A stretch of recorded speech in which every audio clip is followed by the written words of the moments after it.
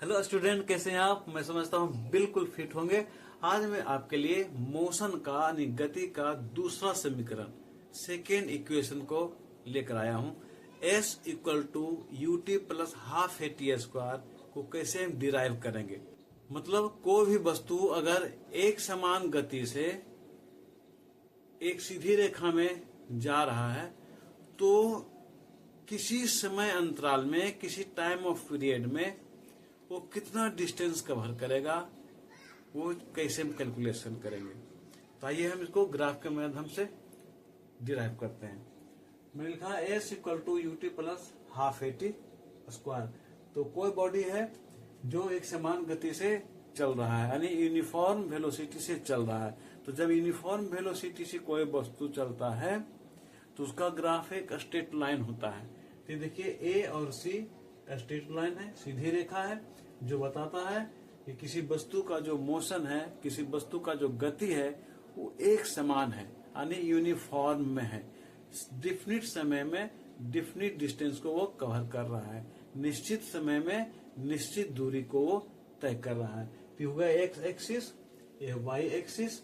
Y axis के parallel हम यहां से सी ई ड्रॉ किया, सी खींचा है, और ओ ई एक्स एक्सिस के समानांतर एक्स एक्सिस के पैरेलल ए डी को हमने खींचा है। क्यों? कि ये इनिशियल वेलोसिटी है और इधर है फाइनल वेलोसिटी है। और ये जो हमें एरिया मिल रहा है, जो फिगर बन रहा है, जिसको हम लोग बोलते हैं समलंब चतुर्भुज, मतलब ट्रेफिजियम, ओ ए सी ई, ये जो ट्रेफिजियम है, इसका अगर हम क्षेत्रफल निकाल लें, इसका अगर हम एरिया निकाल लें तो ये हमें दूरी बताता है। तो आइए हम कैसे इसका एरिया निकाल लेंगे। तो आपको पता है कि समलंब चतुर्भुज का क्षेत्रफल यानी ट्रेफिजियम का एरिया का फॉर्मूला क्या होता है? 1/2 समानांतर भुजाओं का योग इंटू हाइट, मतलब 1/2 sum of parallel side multiply height. देखिए मैंने यहां लिखा एस दूरी equal to area of O A C E, O A C E, जो हो गया समलंब चतुर्भुज, जिसको इंग्लिश में ट्रेफिजियम कहते हैं, उसका क्षेत्रफल निकालेंगे तो हमें दूरी मिल जाएगा, एस मिल जाएगा।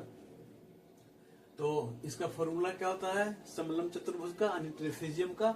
1/2 समानांतर भुजाओं का योग, यानी parallel sum of parallel side. तो पैरेलल साइड है ओ ए और ई सी, तो ओ ए प्लस ई सी लिखा, मल्टीप्लाई हाइट, ये हो गया हाइट ए डी, ये मैंने लिखा। अब देखिए ओ ए है, ए इनिशियल वेलोसिटी है, यू लिख दिया, और ई सी है ओ बी के इक्वल होगा, और ओ बी है क्या? फाइनल वेलोसिटी, मैंने फाइनल वेलोसिटी लिया। और ए डी है वो इक्वल होगा ओ ई के, और ओ ई क्या है? टाइम है, इसलिए यहाँ पर हमने टाइम ले लिया। अब हमको आया क्या? 1/2 under bracket u plus v into T. अब यहाँ देखिए जो v है वो इस फॉर्मूला में नहीं है, जो हमें डिराइव करना है। s है, u है, t है, a है। तो हम जानते हैं क्या कि v इक्वल टू होता है u प्लस ए टी, इसलिए यहाँ v के जगह पर u plus a t put करते हैं। तो हो गया क्या? Equal to half u plus a v के जगह पर हमने लिखा u plus a t multiply t, हो गया। अब इसको सोल्व करेंगे तो 1/2 under bracket u plus u 2u plus a t under bracket t. अब ब्रैकेट को हम ओपन कर देंगे तो क्या हो जाएगा?